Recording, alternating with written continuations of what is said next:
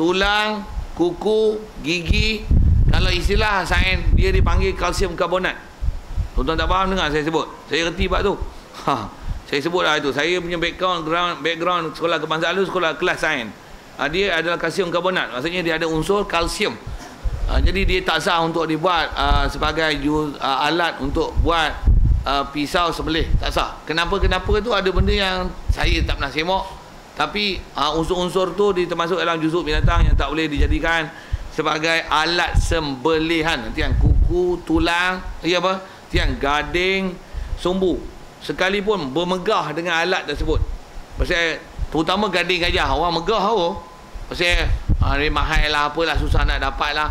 Susah nak dapat sekalipun, walaupun harga mahal, dia tak termasuk dalam alat yang boleh untuk disembelih. Tapi kalau pakai buluh, sembilu buluh yang dibelah kan, walaupun kita tengok macam tradisional aja, memang alat boleh belah kaca, tapi tajam lah, tajam. Kalau pisau lah ni, ada jual pisau apa, pisau seramik kan? Boleh seramik ni, apa seramik, dia jenis batu-batu lah, batu sah boleh apa. Memang dia tak boleh, dia tak payah dia asah. Macam mana pun sikit dengan bahasa-bahasa seramik tu tak faham, dengar je lah. Saya khabar apa tak pernah dengar pun, apa pisau seramik tak bisa dengar, pergi cari. Tapi mahal je, tak tahu. Kita beli pisau biasa sebilah RM1 je, ni sampai RM30 sebilah. Dia pisau apa? Nak beli. Tak mau pakai sekupang je pun padan lah. Pisau sekupang boleh buat sebelah tak? Pisau tu lah, pisau cap tangan tu kan, pisau pensel tu boleh. Tengok saiz lah, jangan sebelah lembu pakai pisau tu, mana nak padan. Macam mana pun kalau boleh kerat habis, kalau boleh putus. Tapi bagi munasabah lah pisau. Dan baik, sembelihan antara yang hukum bangkai lagi, sembelihan majusi. Maksudnya ni sembelihan yang disembelih oleh orang kafir. Dan sembelihan orang yang muhrim. Baca tu lagi betul. Apa orang muhrim ni? Orang yang berihram. Baca habis ayat tu. Orang yang muhrim pada sembelihan perburuan. Muhrim ni asal bahasa kitab adalah orang yang dalam ihram haji ataupun umrah. Pasal orang dalam ihram haji umrah, mereka tidak boleh berburu. Sama ada berburu tu memang berburu, ataupun dia berburu, lepas tu binatang yang dia buru sepatutnya kena sembelih, lepas tu dia sembelih, tapi binatang pemburuan. Apa-apa binatang pemburuan hasil daripada orang yang berihram haji atau umrah, dia ada larangan berburu. Apa yang mati dengan tangan dia, sekalipun dengan sembelihan ataupun dengan memburu dengan alat yang dibenarkan untuk memburu yang syaratnya tajam, walaupun mati dengan binatang pemburuan sekalipun, binatang yang diburu itu, sekalipun kalau orang yang bukan berihram, itu halal pada nisbah orang yang bukan berihram haji umrah, tapi dia dalam keadaan ihram haji dan umrah, binatang tersebut nama bangkai. Faham tak tu? Ada fakta hukum yang kena faham itu. Pasal orang yang dalam berihram haji umrah, ada istilah dia, mereka tidak halal berburu. Jadi sekalipun binatang tu memang binatang boleh makan, tapi dia termasuk dalam waktu kafir, dia tak boleh berburu. Sekalipun dia memburu tu menggunakan alat panah, tombak yang tajam, ataupun dia menggunakan alat tak tajam, dia baling, terikat kaki dan sebagainya, lepas tu dia sembelih binatang perburuan, sedangkan dia berihram haji dan umrah, dia ada larangan memburu. Haram binatang tu, dari segi sembelihan berdosa satu. Kita bicara tentang binatang tu, bangkai. Kalau nak ambil manfaat kulit dia, kena sama. Kita duduk bicara tu, kita bicara tentang status kulit bangkai. Okay.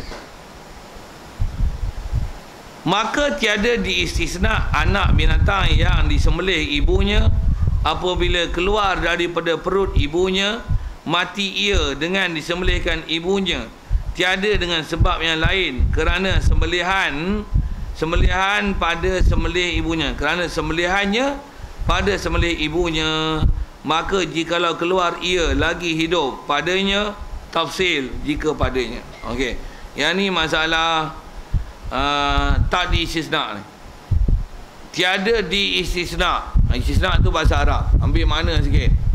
Istisna maksudnya kecuali. Tiada pengecualian anak binatang yang disembelih ibunya apabila keluar daripada perut ibunya mati ia dengan sembelihkan ibunya,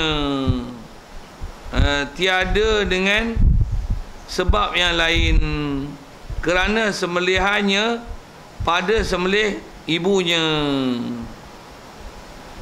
Bahasa kitab tu sikit. Lama tak perhati ni, kadang baca dia sangkut sikit.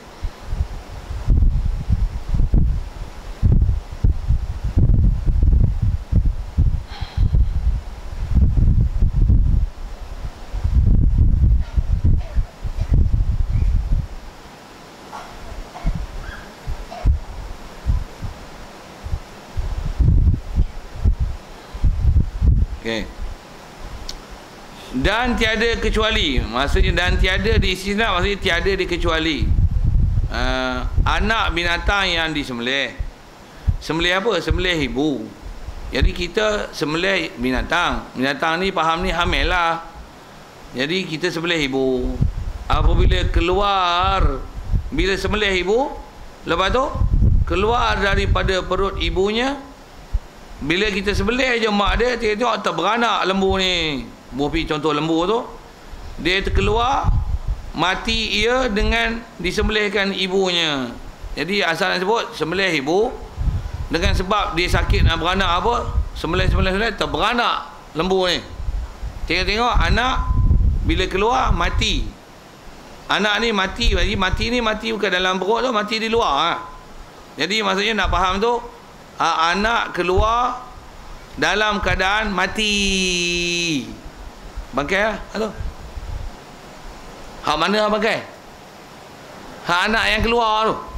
Yang keluar tu mati. Jadi dengan sebab sakit beranak, terberanak dia, dan anak keluar mati. Bangkai. Kalau anak tu memang ada dalam perut, sembelih mak. Waktu sembelih mak, buka-buka dalam perut, anak tak keluar, tapi duduk dalam perut. Anak tu matilah pasal duduk dalam perut. Macam mana? Itu halal. Pasal apa?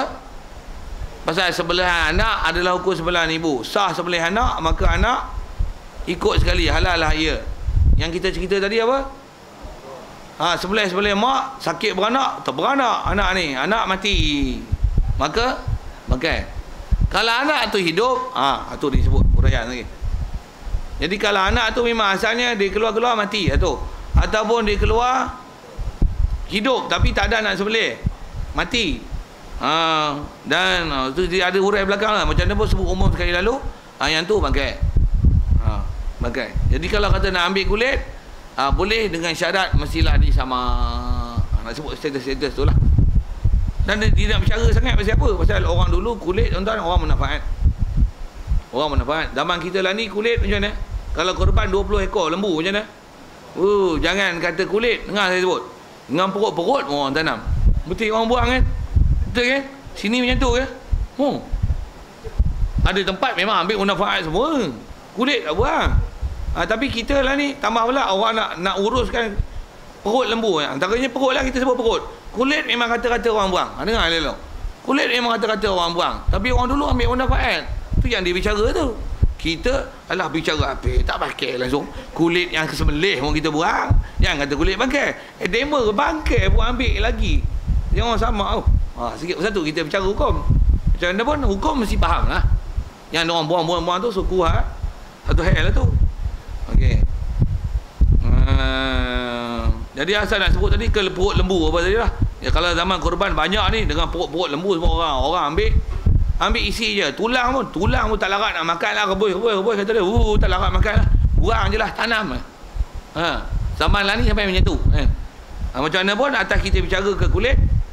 Kalau yang bangkai, dia takkan boleh diambil manfaat melainkan dengan disama. Okey. Asal bicara kita ke binatang dalam perut tu sikit. Macam mana pun tengok ayat yang kitab tu. Mati ia. Baik, tiada dengan yang lain. Jadi anak tu mati dengan sebab beranak. dengan sebab beranak tu, anak tu keluar mati, bukan dengan sebab yang lain. Jadi mati tu mati beranak, bukan mati sebab sembelihan, mati beranak. Baik, pasal apa hukum bangkai? Kerana sembelihan anak pada sembelih ibunya. Sembelih anak adalah pada sembelihan ibu. Kalau memang lembu tu beranak, sebelum dia mati dia beranak, jadi anak tu macam mana ibu kena sembelih, anak kena sembelih lah. Kaedahnya tu. Kalau kata tak masalah beranak pun macam ni, sekarang lembu ni, ibu ni ada anak duduk luar lah, bukan anak yang dalam perut, anak duduk luar lah. Bila anak yang duduk luar, sembelih anak, sembelih ibu, anak pun kena sembelih lah, apa boleh makan anak. Betul macam tu kan? Kaedah apa? Binatang yang memang duduk luar, macam mana mak kena sembelih, anak kena sembelih lah. Boleh? Faham kan? Okey. Jadi tu yang kalau kata dia bila di sembelih ibu, itu anak terkeluar. Kalau keluar tu istilahnya anak tu masih sihat, kuat, ada hayah mustaqirah. Anak macam ni ibu kena sembelih, anak kena sembelih. Fakta tu mesti jelas tak tu? Okey. Cuma ada bahasa kitab sikit tengok dia sebut. Baik. Maka jikalau keluar ia. Okey. Anak yang keluar tu kalau ikut dia ada huraian. Macam mana pun atas bahasa umum sembelih tadi kan. Maksudnya kena sembelih lah. Dan mesti kita anggap anak tu anak yang kuat lah. Okey. Macam mana pun dekat anak tu ada huraian macam ni. Tengok. Maka jikalau keluar ia anak binatang lagi hidup. Okey. Dan padanya tafsir. Jadi kalau kata memang anak tu sembelih keluar mati. Mati ya? Jadi apa hukum? Okey, pasal keluar mati kan. Okey. Yang tu cukup. Baik, kalau keluar masih hidup. Baik. Dan padanya tafsir lah. Kalau masih hidup ada huraian sikit dekat binatang yang keluar masih hidup ni. Macam ni. Jika pada anak yang keluar bila kita sembelih tu, anak tu masih hidup, padanya hayah mazbuh. Ada istilah dia yang sebut tu. Baca dulu. Ada hayah mazbuh, halal dengan tiada sembelih. Dan jika hayat mustaqirah, maka tiada daripada disembelihkan dia. Jadi asal kita bicara tadi, sembelih beranak mati bangkai.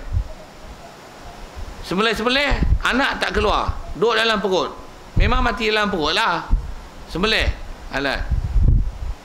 Sembelih apa? Sembelih mak ada itu lah kan, dalam perut halal. Sembelih mak terberanak mati bangkai. Siap? Boleh?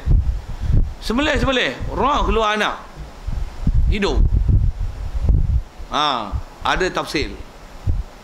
Kalau anak tu kuat, tu dia ada dobit dua. Istilah anak tu hidup tera mana? Dia ada istilah hayat mazbuh, hayat mustaqirah. Ambil dua bahasa tu. Cuma dia bunyi Arab sikit. Hayat mazbuh, hayat mustaqirah. Dua-dua tu bahasa Arab. Hayat apa hayat? Hidup. Bagus. Dah dapat lah orang Melayu satu bahasa. Cantik lah, syukur lah banyak-banyak. Dah dapat bahasa Melayu, syukur.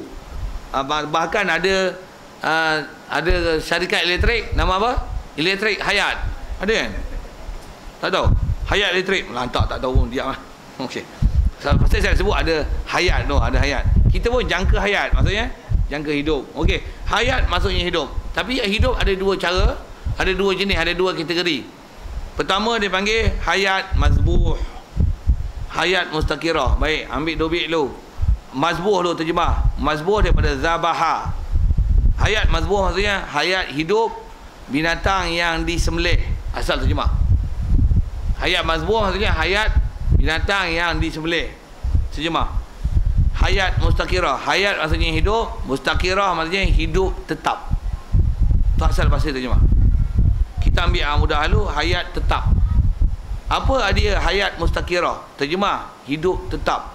Apa maksud hidup tetap? Hidup yang binatang ni, dia hidup sihat, kuat, dan kalau dia bergerak dengan ikhtiarnya. Itu maksud hidup tetap. Maksudnya dia sihat. Kalau kata dia bergerak dengan ikhtiar, maksudnya dia memang nak bergerak. Dan antara istilah gerak kuat, gerak ikhtiar ni apa? Dia kuat, dia sihat. Kalau macam mana binatang tu sihat, kalau katalah dia sakit, tentu dia mengelepor. Dan mengelepor ni mengelepor orang sihat. Boleh faham tak cakap apa? Tak faham? Nak sebut tentang hayah mustakirah. Asal mana hayah mustakirah? Maksudnya tetap sihat. Kita lah ni hayah mustakirah ke hayah mazbuhah? Sekarang ni hayah mustakirah kan? Betul kan? Katalah sekarang macam mana? Kita sakit, kita mesti bergerak lah. Kalau kata kita menggeletar pun, memang menggeletar ni benda pergerakan luar kawal. Tapi pergerakan kita tu hayah mustakirah ke hayah mazbuhah? Sikit saya nak ambil bahasa tu. Mustakirah. Pasal hukum kita hidup ni. Hukum hidup. Kita bukan hidup nyawa-nyawa ikan. Macam tu kot bahasa mudah. Jadi hayah mazbuhah tu kalau bahasa terjemah mudah, hidup mazbuh maksudnya hidup binatang disembelih, hidup nyawa-nyawa ikan. Atas nak relevan kan, mudah faham makna. Jadi kalau hidup hayah mazbuhah adalah hidup nyawa-nyawa ikan, hayah mustakirah apa? Hidup bukan nyawa ikan lah. Apa maksud hidup bukan nyawa ikan? Hidup sihat lah. Boleh faham? Jadi hidup sihat, hidup ada harapan hidup panjang. Hidup orang sihat lah. Bukan nyawa ikan. Nyawa ikan tau. Nyawa ikan. Dengar, tengok saya nak gaya kan. Okey. Macam mana pun, binatang kalau baru keluar pada perut, memang dia taklah mengelepor macam mana orang binatang yang hidup masa di luar kan. Betul tak? Macam mana pun, kalau buah bahasa baby kalau keluar, kalau baby sihat macam mana? Nangis. Yaw lah. Kuah. Baby nangis. Lagi apa dia? Badan macam mana? Kaki mengejang, ada mengelepor. Kalau dia ngelepor lah kan. Ngelepor apa? Ngelepor orang hidup. Sihat. Kalau nyawa-nyawa ikan macam mana? Keluar. Okey, faham. Kalau katalah tak bunyi kali pun, tapi keluar, apa tu? Istilahnya hayah mustakirah. Pasal gerak kuat. Boleh kenal tu macam mana? Gerak kuat. Gerak kuat tu adalah istilahnya hayah mustakirah. Kalau keluar saja saya gaya kan. Gaya ni senang faham tau. Dia ngaji dengan sebut dan menggayakan dengan berlakon, dia cepat faham. Tu saya bagi contoh gitu tu. Huraikan lah, susah nak hurai dengan perkataan. Keluar. Sebelah beranak. Anak lembu tu macam mana?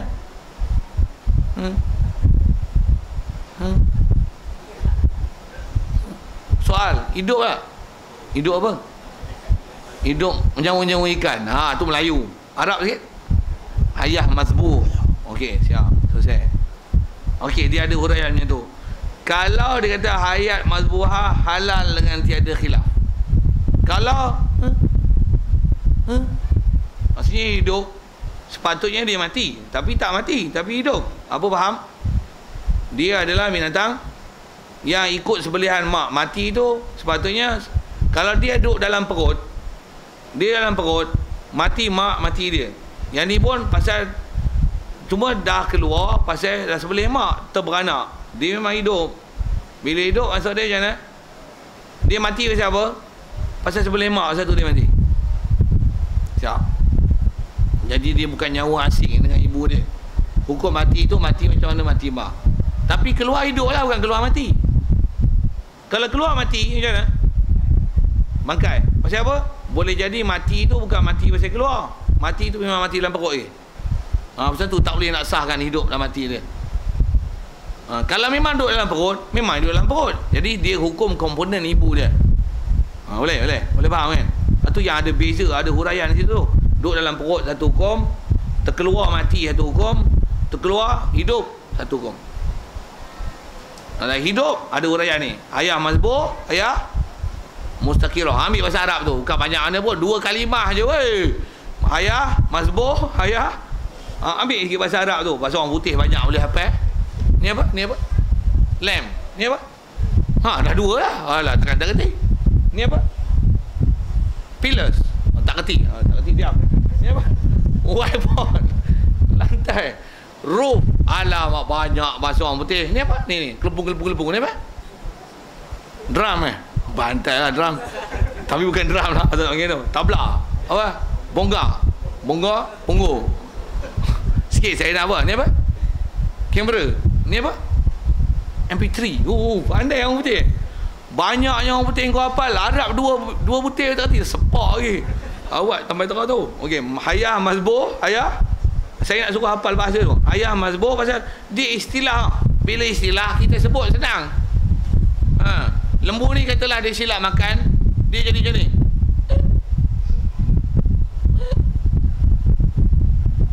Apa tu?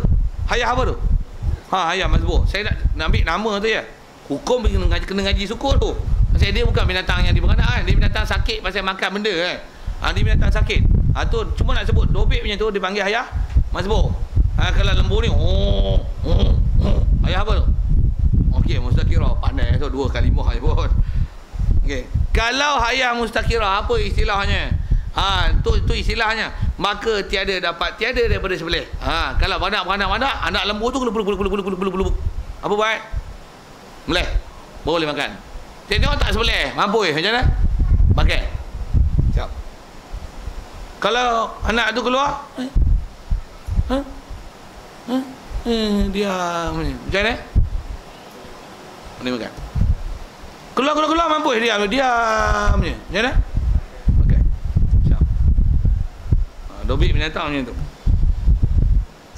Itu sebelahan ibu. Macam mana pun, siapa ada pengalaman sebelah binatang ada anak dalam perut? Ada? Ada. Tambah binatang nak buat korban. Lagilah tak ada. Pasal apa? Nak buat korban mesti binatang yang tak bunting. Satu orang cari binatang mesti, bukan binatang mesti, selalunya orang cari binatang yang hak jantan. Pasal apa? Jantan tak bunting. Boleh tak pakai binatang korban kekah pakai hak betina? Boleh, tapi syarat pastikan dia tak bunting. Kalau bunting tak sah buat korban, tak buat kekah, tak boleh. Okey, ya. Dari segi korban bukan batal, tak sah. Jadi binatang tu hukum binatang sebelahan daging jelah, tak dapat hukum korban. Jadi kalau orang jual boleh minta ganti rugi ya. Dia kata elok ni, tak bunting ni. Sebelah boleh. Ambil hak tak bunting, kami tak ambil hak bunting, kami dah hak tak bunting. Kena ganti tu. Siapa kena ganti? Kalau orang jual kalau orang jual kata saya tak tahu, tapi kawan tu beli, tak apa, saya tahu, saya kenal lembu ni. Jadi siapa yang urus, tengok bunting, kau lah kena ganti. Tu tanggungjawab besar tu. Siapa pegang amanah untuk uruskan korban ni? Satu dia amanah besar. Satu mesti pandai bapak tu. Tu pandai tu suku asal kita bicara ke anak yang keluar daripada buntingan ibu yang setelah disembelih. Tu ada soal. Ya. Assalamualaikum.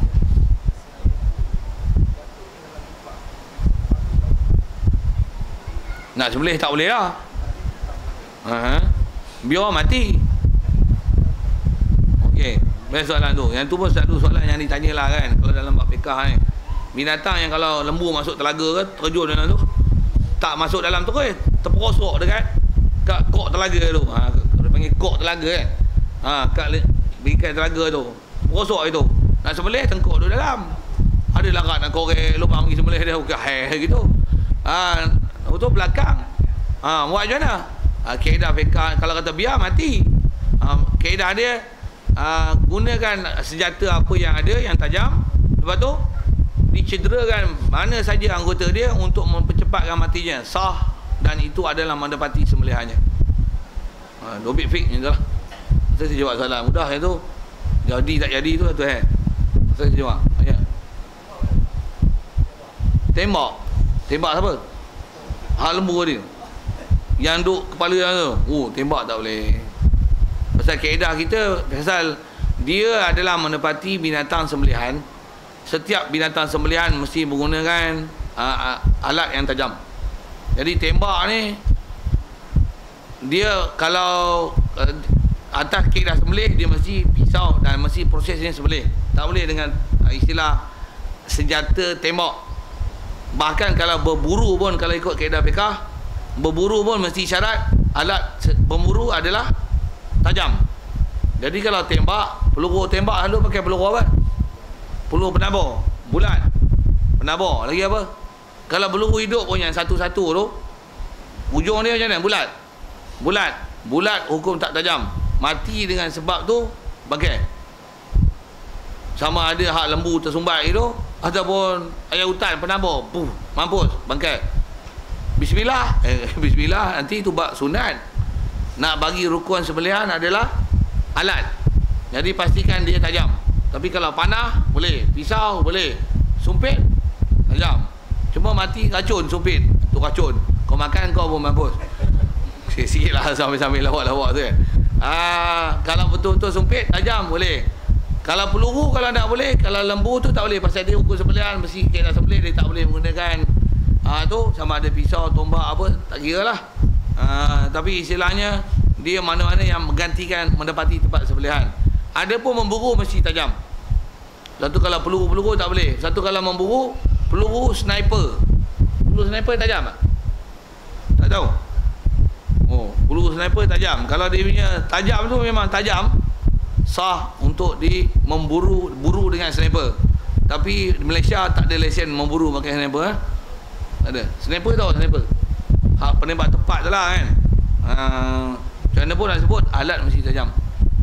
Pasal kalau tak tajam memang tak sah disembelih dengan menggunakan alat tersebut. Pasal mesti antara syarat tak sah sembelihan menggunakan, kalau sembelihan tu kan, masalah kita contoh berburu tu mesti gunakan senjata tajam. Tersebut lagi soalan ni itu kalau ada masalah sembelihan asal kita bicara.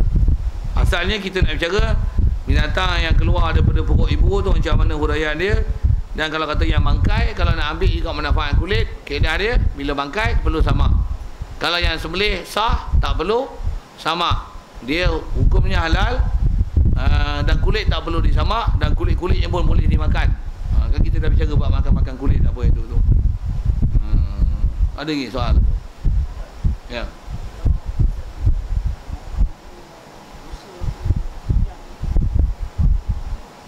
Yang memburu, gusa memburu pakai senapang untuk mati dengan senapang je. Bangkai.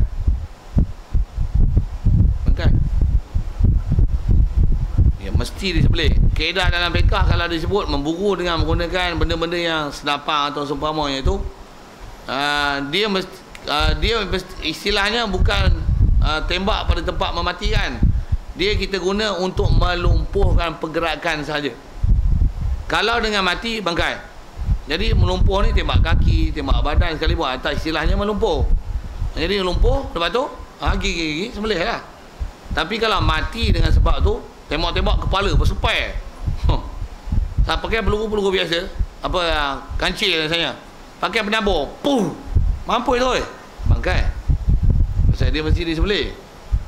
Pasal memang binatang tu kalau tak apa mesti tajam je lah. Panah, sumpit apa tak apa. Panah pun syarat tajam. Ataupun pisau kita pakar balik pisau. Betul? Salah. Tajam. Tajam pun pisau hak ni. Kalau kena kok buntut, mampus. Bangkai. Apa saya dia bangkai? Jadi kena kok buntut tu bangkai. Senapang ialah bangkai. Siapa? Peluru senapang tumpul. Senapang Malaysia punya standard tumpul. Bangkai. Jadi kalau mati dengan sebab tu saja bangkai. Jadi siapa-siapa makan ataupun memburu dengan kaedah tersebut, dia kata dah tembak halal. Tak. Masyhur dalam kita fiqh semua kata tak boleh. Ulama. Yang ada ustaz contemporary yang kata boleh. Tu. Ustaz contemporary ni masalah sikit. Ustaz contemporary banyak masalah-masalah pening. Ni kita nak korban tak ustaz contemporary? Macam-macam pening-pening yang masalah dia sebut. Satu, berhati-hatilah dengan hukum tersebut. Kitab kita rasanya ke belakang dia disebut masalah memburu dengan korban apa disebut tu. Antaranya mesti alat, memburunya mestilah menggunakan alat-alat yang istilahnya tajam. Jadi apa-apa tumpul syarat mesti sembelih. Kalau mati dengan sebab pistol senapang atau seumpama itu yang alat istilahnya tumpul, matinya adalah bangkai mesti disembelih. Ya, saya jawab.